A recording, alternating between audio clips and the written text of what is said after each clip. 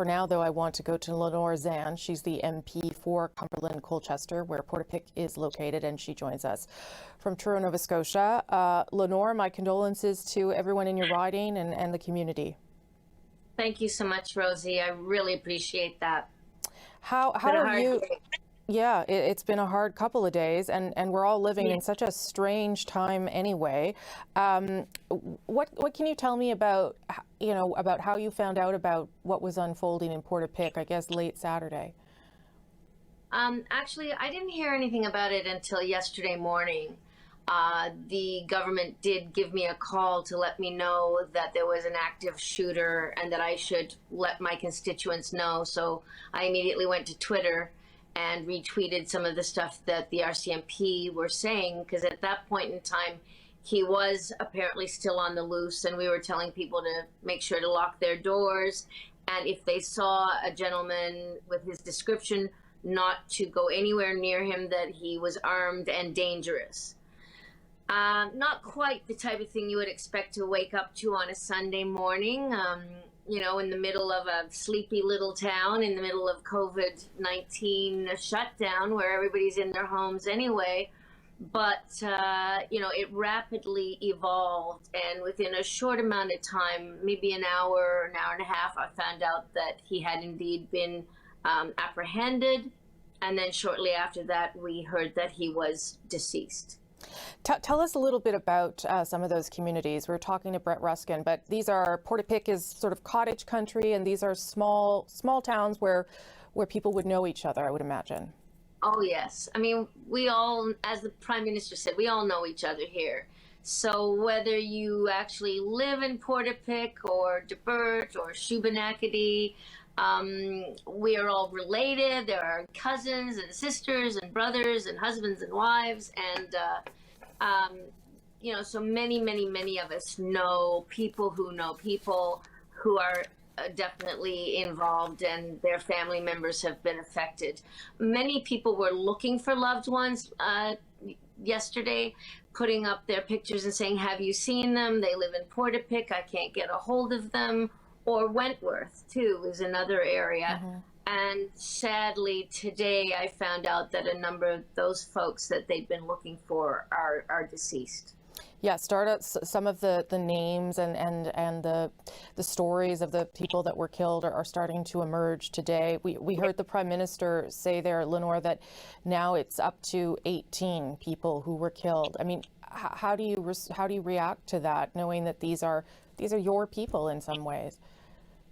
I mean, obviously it's really heartbreaking, and people are in shock. We're still in shock right now. Sure.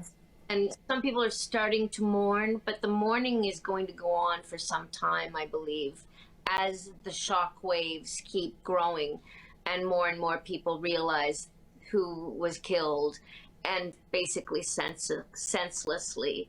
Mm-hmm. I know a lot of people are also saying we do not want to become known as, the place where the biggest killing ever took place in Canada, mass killing. We don't want to become known as that. We're a beautiful, quiet, peaceful little part of the world, and everybody is really, very warm and kind and caring.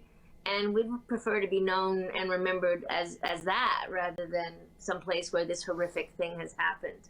You spoke to the Prime Minister yesterday, I think, and what was he able to say to you that was helpful, or to the community that they need to know? Basically, he was very, very compassionate, very kind, very understanding, wanting to know if there's anything that I need, understanding how difficult this is to go through, making sure that I knew that if our community needs anything, the government will be there. And then today he came on the phone with all of us, with the entire Nova Scotian Liberal caucus, and basically said the same thing. And it's just nice to have a leader that's compassionate and kind and understanding, and who takes the time to do these things with his members and anybody else who's been affected. So I know my community appreciates it, and we appreciate the outpouring of love from across Canada, to be honest. We're very moved by that. We only have identified a number of the victims, so if there's some that we haven't, maybe we won't get into names, but do you personally know any of the 18 people who lost their lives? I don't know all of the names myself yet, but I do know I know who some of them are, and I have friends who are friends of those people. I also, I also have friends who knew the gunman, who contacted me and said they're in a state of shock because they'd went to school with him. They'd known him since he was 16. He was such a nice guy. They talked to him all the time. He seemed to be fine. Another friend said that the gentleman drove into his brother's yard in a car on Sunday, and they had a few words, and he seemed normal, and drove off and said he was having a drive. So, I mean, as the RCMP said, this is an ongoing investigation, and because there are so many places where the crimes took place, it's going to be very interesting. It's like a jigsaw puzzle, trying to pull all those pieces together. It's going to be very interesting, but it's heartbreaking for us here on the ground. You heard the Prime Minister get the question about whether physical distancing should be relaxed for some of the families involved in this. And I understand completely that everyone across the country, there have been more than 1,600 deaths related to COVID, and then, of course, deaths due to other illness and other accidents. And all those people are having to do funerals and memorials without being in attendance. But I wonder if, because of the violence and the magnitude of this incident, whether you think there should be some ability for people to, in some safe way, come together to feel things together as a community. Well, I think for one thing that would be up to the Premier of Nova Scotia, I would imagine. But the thing is, I wouldn't want to go to a funeral thinking that perhaps I might spread a disease that's a killer to somebody else and have more deaths because of my involvement, So I think we have to think of the bigger picture of all of us and protecting all Nova Scotians and all Canadians. That's why we are doing what we're doing and sacrificing our lives and jobs and everything by staying home. So there are going to be vigils. There are going to be online vigils, and I know there is one on Friday night at 7 o'clock on Facebook that community supporting, Colchester supporting our community is the name of that Facebook page, and that's a community-led vigil.